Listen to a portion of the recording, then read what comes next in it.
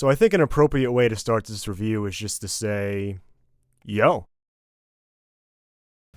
So, I just wanted to get the gang together early in my tenure to say, yo. Everything I've done in my life, I've done for my children. I know I've made mistakes, but I've always tried to do the best by them because I love them. Have you thought about the possibility that your children are actually scared of you? Oh, fuck off. Hello and welcome back to another episode of Nerd Soup. I am Aaron the Nerd Soup Monkey, along here with Nash. Yo. And we're here to review HBO's Succession, Season 1. Nash just caught up. I've seen both seasons, so I won't spoil anything for you, but I can't wait to review Season 2, and especially going back and watching this season, it just reassured me that it's the best show on television right now, in my opinion. Yeah, well, I just started Season 2 today, so I didn't want to start Season 2 until we did the review, right? Just not to mix up anything, but oh my god, this show was something that I thought it wasn't going to be at all. Yeah, it took me a little bit when I first watched it to get into it because I just hated everybody. Yeah. And, you know, I've watched shows where obviously the main, like Breaking Bad, for instance, but there's like a relatability with Walter there and you watch him grow and you learn to like, it just gets more and more complex, but You're on board from the beginning. This took me a while, kind of like with Cersei, where I hated Cersei at first, but then as time went on, I liked her. That's your boo, yeah. I know. And I think that's the best thing this show does is how they portray these characters so unlikable, but you're still able to get the audience to invest in them. Yeah, there's two characters in particular that I absolutely hated in the beginning of Season 1, and towards the end of Season 1, they are like the best tandem when they're together. I don't want to spoil anything too early into this review, but yes, 100%. There's characters in there that you absolutely despise, and by the end of Season 1, this is a great start, Season 1, to Succession. Because you can't relate. I cannot relate to any of these characters. No. In any way, shape, or form, except maybe Greg. Oh, yeah. Greg is like the audience perspective, but he's a little he wheels and deals a little bit on the side too, but like even like Roman, like the first episode, I was like, oh, he's like kind of a slacker and maybe I can relate to him.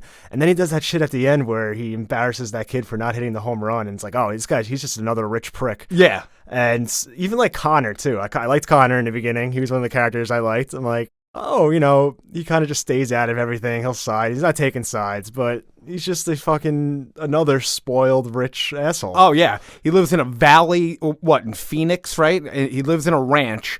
And I kind of, I could relate to Connor that, he absolutely does not contribute anything to the company, doesn't want to do anything. This is kind of what I do with, like, Nerd Soup. I don't do much. I live off the fame of you guys. Yeah, that is. And I want to run for president, so. That's a great point. Yeah. That's probably why I hate him now. Yeah.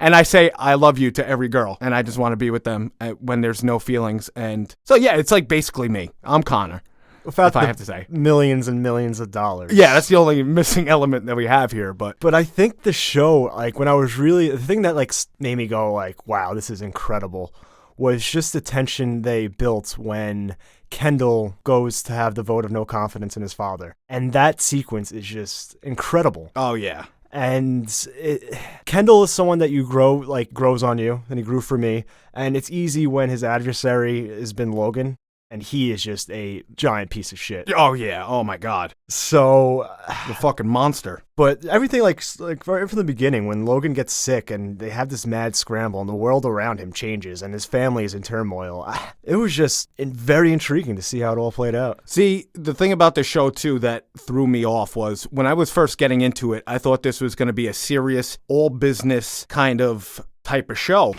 Look at all this fucking bullshit. Yes, very serious. Oh, it's very satirical. Yeah, and there's a lot of wittiness to it. There's a lot of, quick comebacks. There's quick, it's very, very good. The acting's great. Jeremy Strong's great. Brian Cox is great. Probably the two best actors in this, in my opinion, so far from what I saw in Season 1. I always, with Brian Cox, though, there's a part of me that can't take him serious for the fact that he was in Super Troopers. He was a captain. Oh, hell, give me the goddamn soap. And then he bites it and spits it at Mac. I mean, Super Troopers is an all-time classic. He's also in Troy. Oh yeah, that too. Oh, great movie by the Yeah. way. Yeah, And a that's. million other movies. But like when I hate to say it, I always like to associate one actor with a particular role, and by the end of season 1, I'm like, okay, he's Logan Roy. Right, yeah. That will be his defining role for Brian Cox because he is unbelievable. I spoiled you. And now, you're fucked. Yeah, and Jeremy Strong and all the kids really, like Kieran Culkin and Sarah Snook as Shiv and Roman, they're perfectly cast, perfectly played. And even Shiv is somebody that is another character in the beginning. I'm like, oh, I can attach myself to her. She's like out of the, she went on and did her own thing to prove she's her own woman, but it's just the more you learn about these characters, you attach yourself to them because you're with spending so much time, but you realize just how shitty they all are. Oh yeah. And it's really like the writing with these characters is phenomenal. And even with just the tension it builds in this environment where, a bear hug takeover type just builds so much tension that you would watch like in an action sequence. Oh, I am bear hugging the shit out of Nerd Suit. You better believe fucking that. I'm bear hugging you guys. No, like you said with the writing of the characters, it's, again, they're all so good in their character. And by the way, I have to say, Roman is probably my favorite character just because he always says shit. He never shuts the fuck up. Things would just get a little hot and heavy, a little freaky deaky. So, Fucking her sister? That's cool, man. And he always has to say the wrong thing at the wrong time, and I absolutely love it. I love it. It's just hilarious. Just wait for him in season 2. I think you'll be able to actually relate to something that he's into. Oh, no. No, I'm joking. But, What about you? You probably related to Tom swallowing your own load, right? That's probably what you're into that stuff, aren't you? Which, the cum? I know. So hot. You swallowed your own load? Dude, that's one of the that's the funniest Oh my thing I've God. seen in so long. And they all come out like one by one. It's like, hey, Tom, I heard you swallowed your Yeah. own load. Greg tells me you swallowed your own load. Congratulations, Tom. I hear you swallowed your own load. I do like Tom, but he's another one. He's just trying to kiss ass and snake his way to the top. But him and Greg's relationship is fucking hilarious. That's the tandem that I hated right from the beginning. That I was like, they're gonna be fucking annoying and this. And by the end of season 1, you're like, damn. Like when they're together, their tandem, the 1-2 punch of them is, they're Nash and Amari Stoudemire. Pick and roll. They're great. They're so funny. Greg just adds he's just lost. And seeing him try to like figure out this world never ceases to amaze me. But And even Tom, too, being like, from Indiana. And as you say that, he tries to suck up so much. Mm-hmm. And then, like, when he sucks up and then when he's with Greg and he's like, come on, bro, we're fucking rich, man. Like, do this and that. He, like, tries to, like, one-up Greg. Not one-up him, per se, but, like, he kind of like, yo, we're rich, man. Like, this is how you act. And then when they talk to, like, the Roy family, he's like a little bitch. Yeah. So it's funny. Their tandem later on in the season is just, they bounce off each other very well. Right. And the cast is just so deep. All those characters that we talked about so far are just main parts of the show. But even like Frank and Jerry character, and you have Gil Evis, yeah, the Bernie Sanders surrogate. It's Yeah. There's so much there, and that's another thing that the show does well is just the politics of not even like how we view politics, but just how it goes at that level where it doesn't even seem like. AVN is supposed to be kind of the Republic, like a Fox News type. Right. And you almost get like Logan is, you kind of get a sense like, I don't know if any of these characters are fully on board with any political agenda or anything. Their agenda is just to make money and do what they can. And if that takes fucking buying up news and being the only source for like pretty much changing society for their own benefit, it's just fucked up. At that level, it's not just arguing politics, it's controlling everything. Yeah. The narrative and what you want people to hear. And when they really dive into that, like even with Gil, like he's somebody that on the outside, like a Bernie Sanders, people will be like, oh, he's for the people and everything. And he is. Right. But he's even playing some of the games too. Oh, yeah. So it's the way they dive into that at such the top level is pretty impressive. Yeah. And just to reiterate on what Logan Roy says, everybody has a play. So everybody in the show has an agenda to make themselves more powerful, to make themselves more rich. Look at Marcia too, behind the scenes. She's right up there with them playing the game. And it's very Game of Thrones-esque in that way, where everyone's just trying to play the game to get on top. And yeah, the suspension behind it too is that they're all family. So who's backstabbing who? Who's, like Shiv working with Gil? That's Logan's basically enemy. You got basically Kendall. Kendall's going behind Logan's back. Yeah, he goes to Sandy many times. Well, I think it all stems. It's just Logan is probably one of the just a terrible father. Oh, yeah. That's very... But they all still, just try to suck up to him and do his bidding. And you see Kendall, he's like a scared dog when he confronts Oh, yeah. his You can't look him father in the on eyes. He, anything. looks down. Yeah, he stutters. It takes him a while to get what he has to say out. But to see him go from where he was in the beginning to finally having the balls and actually, give him credit, he actually did initiate the bear hug and just gave him his papers and was ready to go. And just to see at the end when he accidentally, manslaughter, murder, whatever you want to call it, and him just having to go right back with his tail between his legs. Do you think that they could have got out of that a little differently? Do you think that he maybe could have said oh God, this guy kidnapped me? Because it basically in the car, he was saying, I'm fucking rich. You might want to steal me. And then the kid was like, oh, I got a barn, with a thing. It'll be fucking cold in there, blah, blah, blah. Well, Kendall, he was obviously in shock and a lot of he was thrown back by everything. And Logan used it to his advantage. Right. It's I can hold this over your head and you're going to be subservient to me. And he pretends like he's there for him, but it's his own benefit. Yeah, it's all, again, his play. Everybody's got to play in this. So I do have to ask, who do you think was the best actor or actress in season 1? I think Kendall is probably the best character, and I think Jeremy Strong's performance is probably the best. And that's probably why I like the Kendall character so much. Yeah. I would have to agree with that. I think that Jeremy Strong was... Brian Cox is just a fucking powerhouse, too. Yeah. So it's tough. Both of them, they're the perfect kind of, two extremes, right? And I think they really work well together on screen, and every scene they're in is just... It's captivating. Yeah, that one scene when he was going back to the house after the accident, that they actually were dumping buckets of cold water on him throughout the takes. So he wanted it to be real, that he was freezing, that he was running. And, reading up on some of the facts behind this, I mean, it's unbelievable what actors and actresses really put themselves through to actually nail the role. Right. And I mean, he was spectacular, man.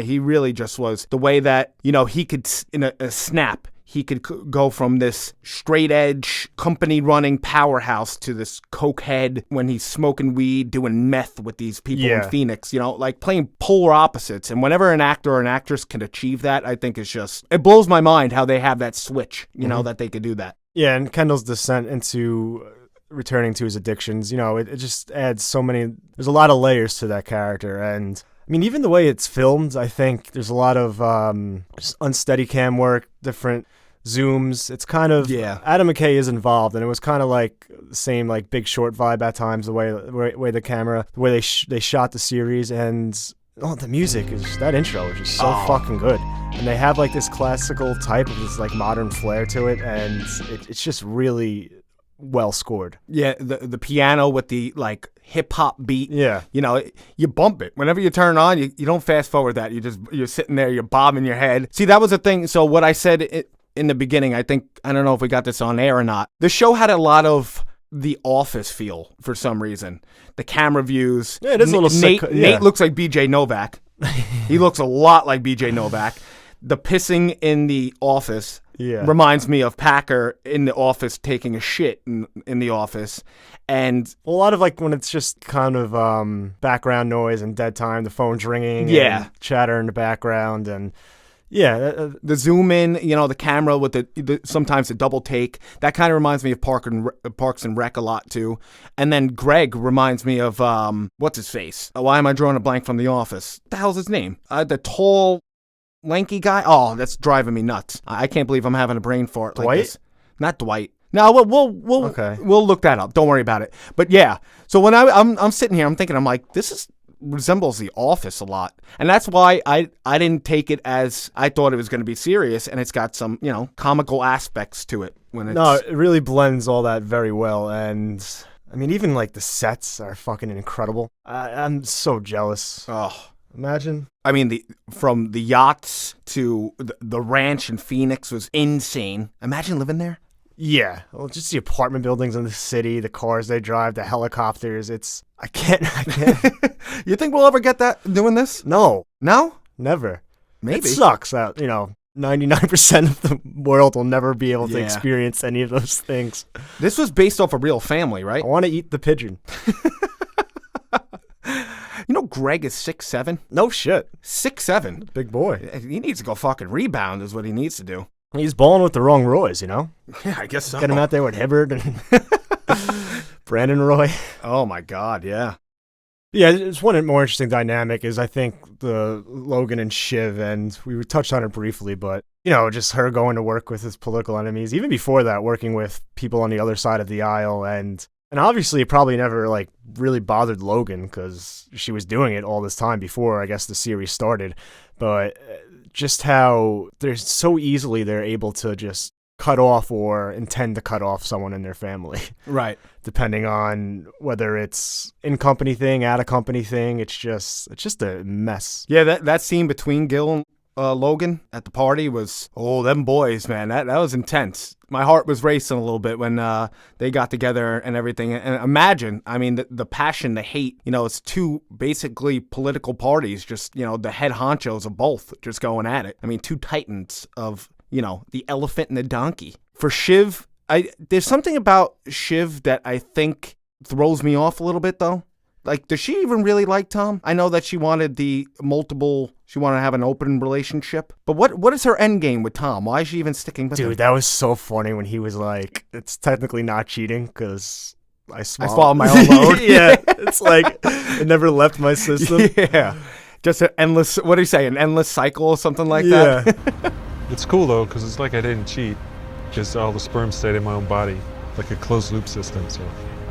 See, that's what made me like Tom later on, because he started to act a little more goofy rather than him being like a serious tightwad in the beginning. Yeah, well, Shiv is definitely the most capable, I think, of the children, and I think put together.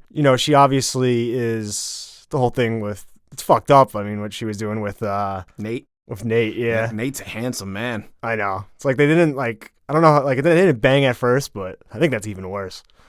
Yeah. Oh my, and I mean, what they were doing in the car, I mean, she basically took his hand and put it down her pants. I mean, that's just, come on. What are we, in middle school with hand stuff? Just go for it. So, there was one thing I did not like about... But it goes back to Tom kind of just sucking up and just, he's willing to put aside maybe what he would actually want and how he would feel about that and just kind of eat it because this is his ticket in. There was one thing I did dislike about it. Well, it's weird because I did dislike this part about the show, or the season, I should say. But then when I was doing my research about it, it actually makes a little sense. So I didn't like how Logan had the brain aneurysm and was basically, I mean, it looked like he was dead. He was going to die. To being able to go back into the company and run the show. That kind of I was like, well, he recovered very fast, and there was a lot of things with the overflow of the coffee, and I was just like, I don't get it. But the original plan was to kill him off. Oh yeah, yeah, and then have the family fight basically for who wants to be in position, and they just couldn't get rid of Brian Cox because he was just too dynamic. I mean, he was just electric, and they didn't want to get rid of him. They actually wrote out the episode of him dying. I think it was like Death to the Partridge Family or something like that was the name of the episode. That was the only thing I really had a problem with, is that he just, he runs one of the biggest companies in the world, and after a brain aneurysm, he could barely walk. I mean, he was losing his mind.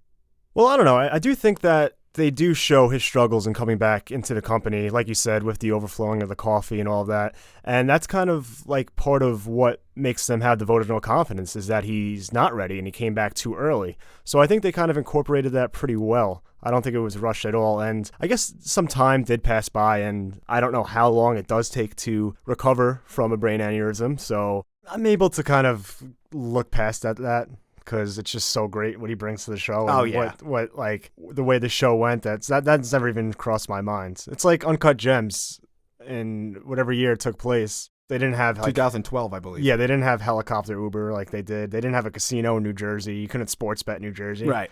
That's not going to bother me. Yeah, but I'm just saying, it just, after a brain aneurysm, basically he was on his deathbed to being just okay. And I mean, I guess there was some kind of timeline there too, but it just went like really fast. Like it went from like one episode with him almost dead to him not being able to walk in a wheelchair to boom, he's back in the office ready to go. I was like, but they actually had plans to kill him off. So now I get it that they were just like, no, you can't get rid of him. He's just so fucking good. And I don't know if the show would be as good as it is now without him. No, definitely not. He is he's a powerhouse. Yeah, just a tremendous villain too. Someone you root against, but without him, it's a different show. And I don't know. I'm excited to hear your thoughts on season 2. I'm gonna rewatch it as well. And you want to watch it together? Sure, bud. Yeah, hold hands maybe. Wanna make popcorn? Sure. Okay. Actually, no holding hands. We're in a pandemic. That's true. Popcorn though, right? Without a doubt. All right. Well, would you look at that? It's finally over. Hey guys, Bo Oliver here for one final send-off. Now, before I beg you guys to like and share this video, I'd like to thank our very special Patreon pledgers. We are very proud of the community we've been able to build here at NerdSoup, and it would not have been possible without our Patreon supporters. You guys are the true MVPs of this channel. Everything I've said, you keep the fridge full, you keep the lights on. There aren't enough words to thank you guys, but we'll do it anyway. Thank you. And we have a few videos coming up that have been suggested to us by Patreon pledgers. My Hero Academia, Neon Genesis Evangelion, and Full Metal Alchemist will be reviewed by Marissa, and yours truly, and Castlevania, which will be reviewed by Marissa and Aaron. And if you'd like to consider donating to our Patreon page, you can visit patreon.com/nerdsoup and check out some of the rewards we offer to our listeners. And really, we'd like to thank everyone who takes the time out of their day to watch our videos. Patreon pledger or not, your support is what keeps us motivated to keep giving the world our opinions on movies and TV shows and video games and pop culture, even though no one asked for it. We're still here, we're still yapping, and we hope you continue to join us. I'm Bo Oliver, and I support this message.